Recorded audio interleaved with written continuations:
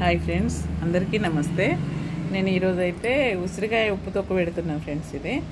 ఇది ఏంటంటే కిలో కాయలండి. ఉసిరికాయలు కడిగి తుడిచి ఇలా ఆరబెట్టుకొని పెట్టుకున్నాను. ఇక ఇలాగైతే చిన్న చిన్నగా అన్నీ ఇట్లా ఇది చేస్తున్నాను ఫ్రెండ్స్, అన్నీ దంచుతున్నా. దీనికి కావాల్సింది ఏంటంటే పసుపు అండి. కొంచెం పసుపు, కిలోకి కొంచెం పావు కిలోకు తక్కువ ఉప్పు వేసుకోవాలండి. ఒక 200 గ్రాములు. మనము తక్కువ తింటే కొంచెం తక్కువ కూడా వేసుకుంటే బాగుంటుంది. దొడ్డుప్పు ఇది ఎంత దంచిన తర్వాత ఇది మనము కేజీకి 200 గ్రాములు కలుపుకొని ఒక గాజు పాత్రలో పెట్టేసుకోవాలి ఫ్రెండ్స్. అది మంచిగా కుదురుకున్న తర్వాత మనం అప్పుడప్పుడు మళ్ళీ గ్రైండ్ చేసుకొని ఏదైనా పప్పు కానీ ముద్దపప్పు కానీ ఇంకేదైనా చేసినప్పుడు అలా మనం చేసుకొని పోన్ పెట్టుకొని వెల్లుల్లిపాయ వేసుకొని మెంతులు జీలకర్ర ఆవాలు వేసుకొని పోన్ పెట్టుకొని పప్పు అంచుకు ఈ చట్నీ చాలా బాగుంటుంది ఫ్రెండ్స్. నేనైతే ఇవన్నీ దంచుతున్నా, ఎందుకంటే ఇవన్నీ దంచితేనే బాగుంటాయి. లేకుంటే ఇలాగే ఉంటే మళ్ళీ అంతా ఖరాబ్ అయిపోతాయని మొత్తానికైతే చిన్న చిన్న ముక్కలు చేస్తున్నా. ఏమంటే ఫ్రెండ్స్, ఈ రోలు కొనుక్కుందామంటే ఇప్పుడు వీలైతే లేదు. పెద్ద రోలు, నాకు పెద్ద రోలు మంచిగా డమరుకం లాంటి రోలు కొనుక్కోవాలని ఉంది. ఎప్పుడైతుందో ఏమో చూడండి. ఇలా చేసి ఇక రోలు అయితే కొంచెం ఇందులో కూడా అవుతున్నాయి, కానీ ఇట్లా మెత్తగా చేసుకొని, ఎందుకంటే నేను మామూలుగా దొడ్డుగానే దాస్తున్నా. ఎందుకంటే ఇట్లా గ్రైండర్లో మనం ఉప్పు కలిపి పెట్టిన తర్వాత ఎప్పుడైనా సంవత్సరం అంతా ఎప్పుడు కావాలంటే అప్పుడు చింతకాయ పచ్చడిలాగా మనము చట్నీ తయారు చేసుకొని తినచ్చు ఫ్రెండ్స్. కొంచెం కారం పొడి మనకు తగినంత కారం వేసుకొని, ఆ కారం వెల్లుల్లిపాయలతోని పోపు పెట్టేసుకొని ఆ కారం అలా కలిపేసి ముక్కలు గ్రైండ్ చేసింది అలా వేసేసుకోవాలి ఫ్రెండ్స్. నేనైతే మళ్ళీ ఏంటంటే మనకు ఈ చట్నీ చేసినప్పుడు పోను పెట్టినప్పుడు నేను మళ్ళీ చూపిస్తాను. కానీ ఇప్పుడైతే ఇదైతే అన్ని కాయలు అయితే దంచుతున్నా. దంచి ఉప్పు కలిపి అయితే పెడతా, ఉప్పు పసుపు కలిపి.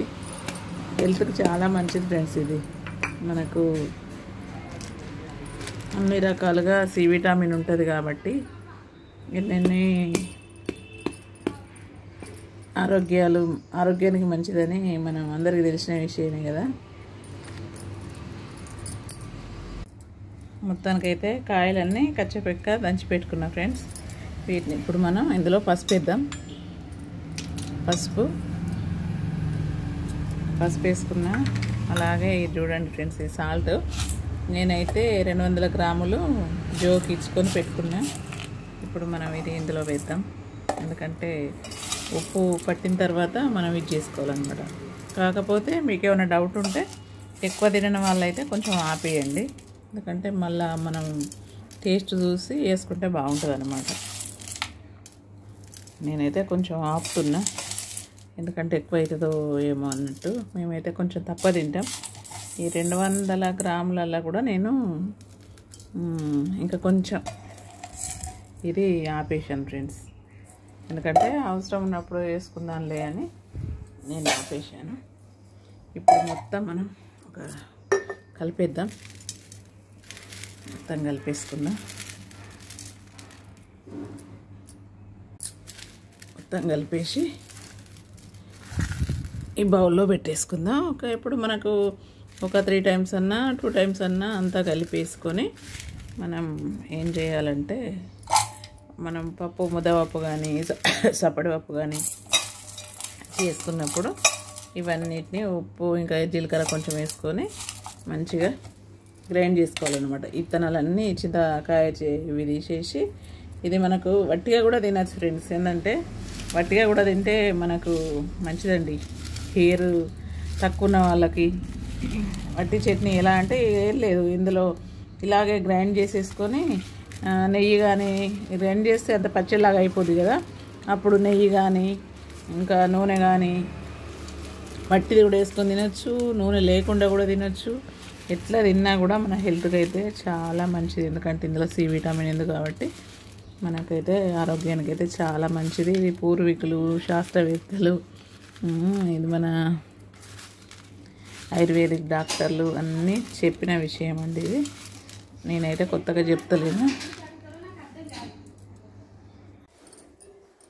ఇప్పుడైతే అంతా కలిపేసాం కదా ఫ్రెండ్స్, ఇందులో జాడీలో వేసుకుందాం. గాజు పాత్రలో కానీ జాడీలో, చిన్న జాడీలలో కానీ ఇలా అంతా వేసేసుకోవాలి.